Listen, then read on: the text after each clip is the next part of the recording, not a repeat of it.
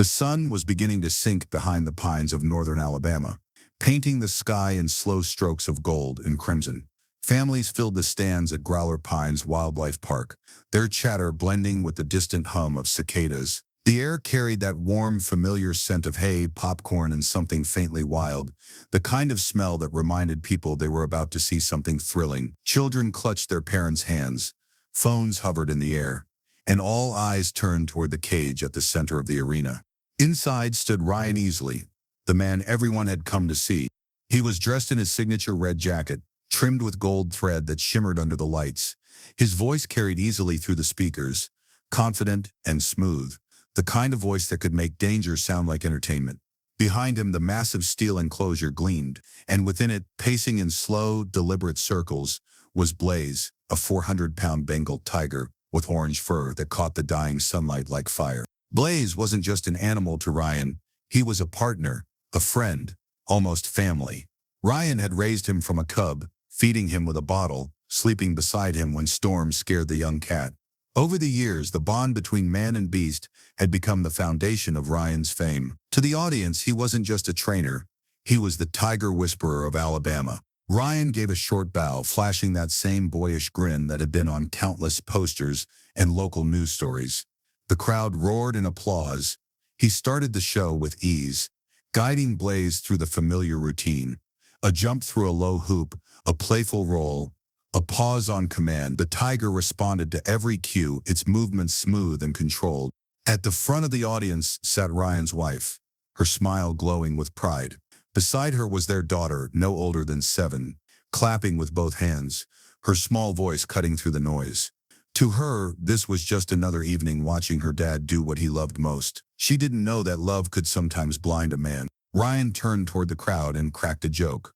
Something about Blaze being the only co-star he never had to pay. The audience laughed. For a brief moment, everything felt safe and familiar. The world outside the cage didn't exist.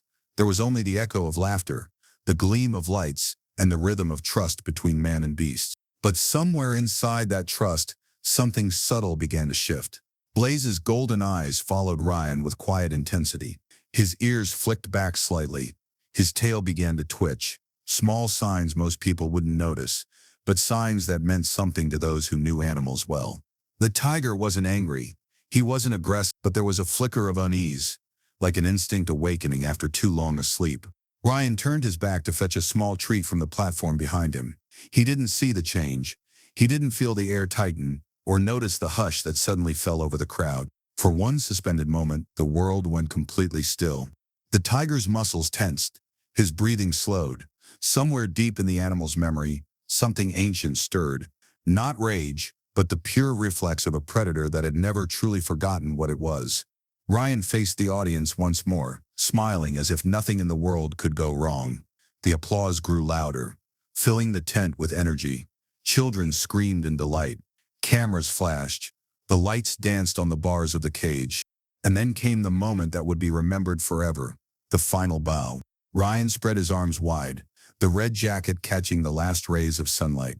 Blaze stood behind him, still and silent, his gaze locked on the man who had raised him. The crowd clapped harder.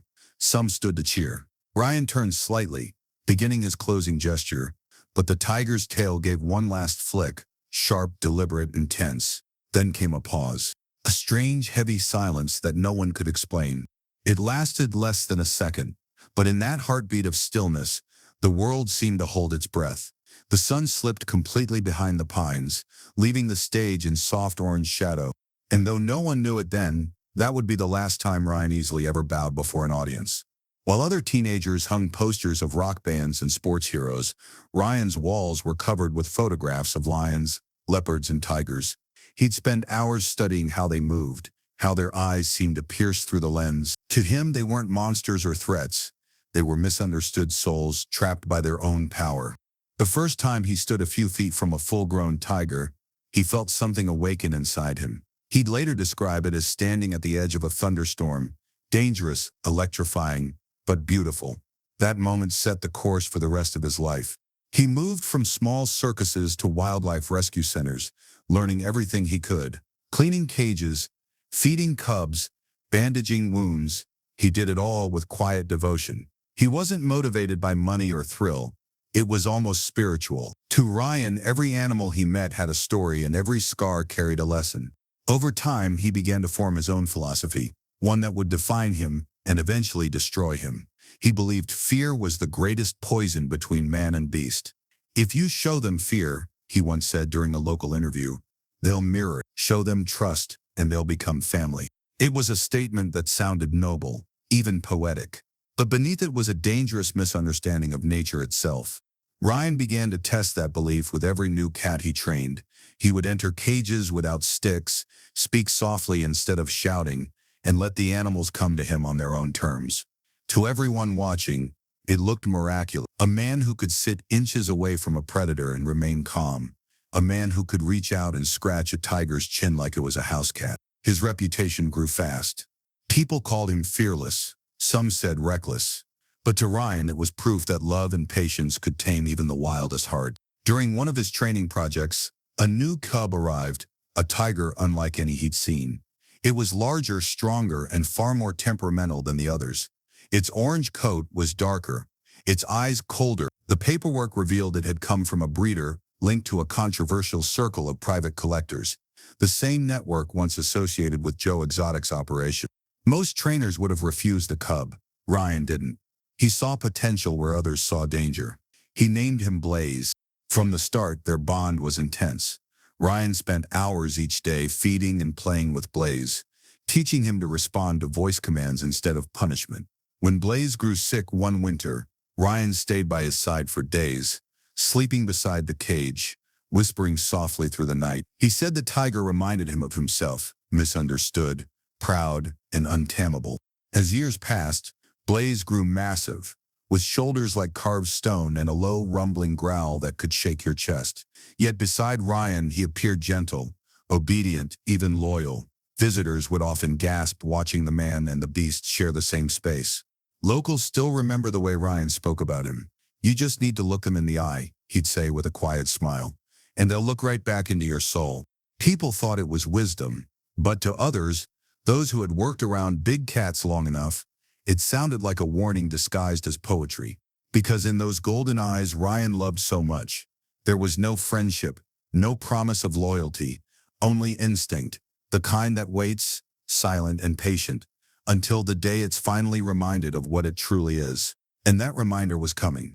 The summer of 2024 seemed golden for Growler Pines Wildlife Park. Crowds lined up before the gates opened, children clutching stuffed tigers, and parents murmuring about the man who had tamed the untamable. Ryan Easley, the Tiger Whisperer, as local news called him, had become a regional celebrity. His shows ran 3 times a week, each one more polished than the last. In glossy interviews, he talked about harmony and respect. These animals aren't performers, he'd tell the camera with a half smile. They're partners.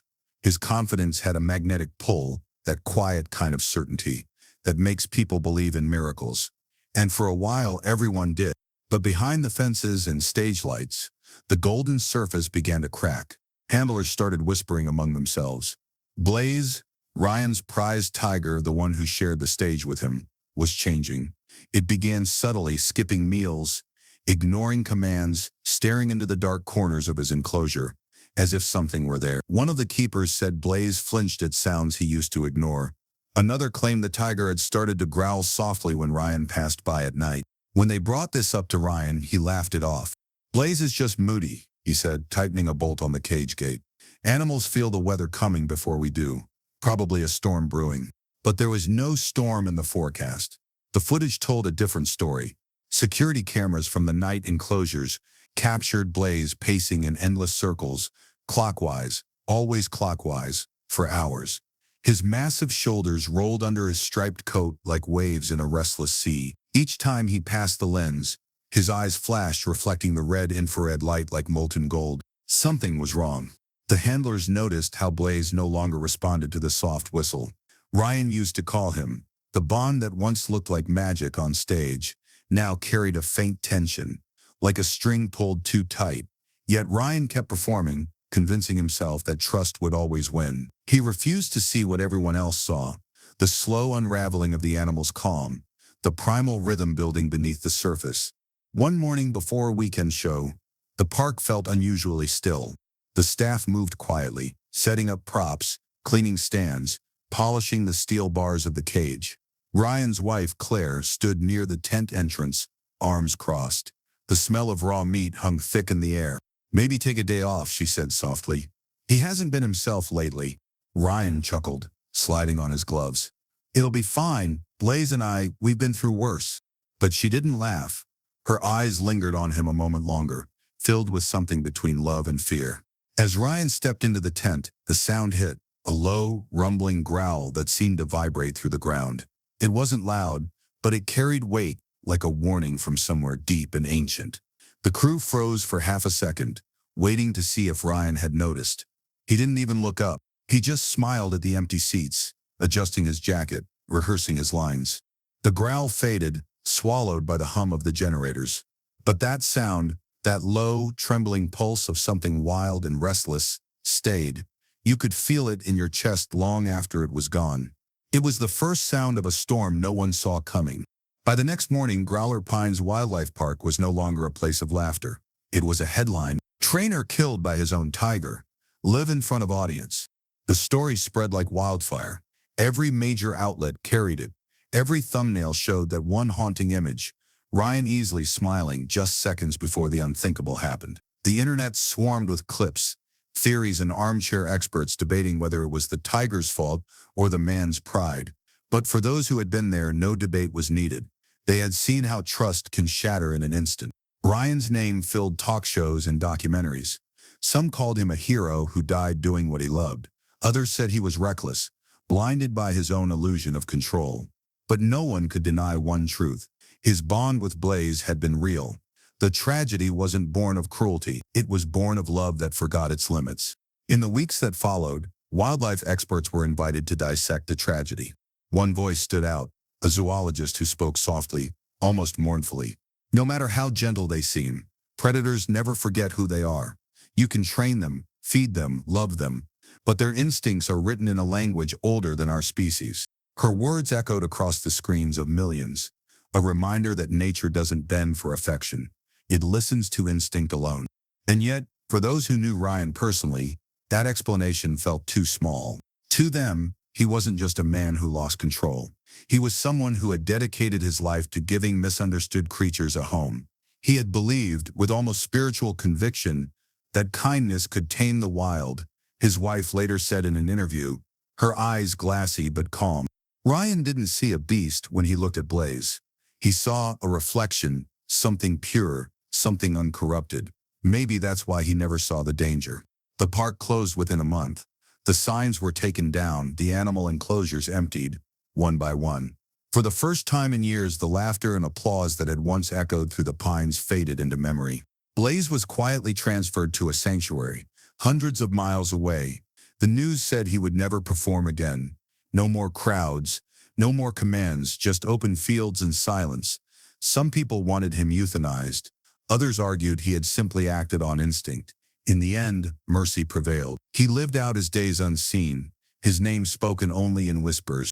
As for Ryan's family, they withdrew from the spotlight. His wife and daughter moved away, keeping his memory alive in private. Photos of him laughing, holding Blaze as a cub, and playing guitar after long days at the park. Those who visited the old grounds say the place still feels heavy. The cages stand rusting under the southern sun, grass growing wild around the empty bleachers. The narrator's voice softens now. Less story, more truth. Ryan's dream was never about fame or fortune. It was about connection, about proving that trust could bridge the impossible gap between man and nature. But love, no matter how deep, can't rewrite instinct. The line between devotion and danger is thinner than most are willing to admit. Sometimes, it's not hatred that destroys us. It's the love that refuses to let go. An empty cage catches the late afternoon light. Dust drifts through the bars, turning gold in the sun. Somewhere far away, a tiger breathes in the open air, free but haunted. And as the narrator's voice fades, only one thought remains. Sometimes the most loyal bond can also be the one that kills you.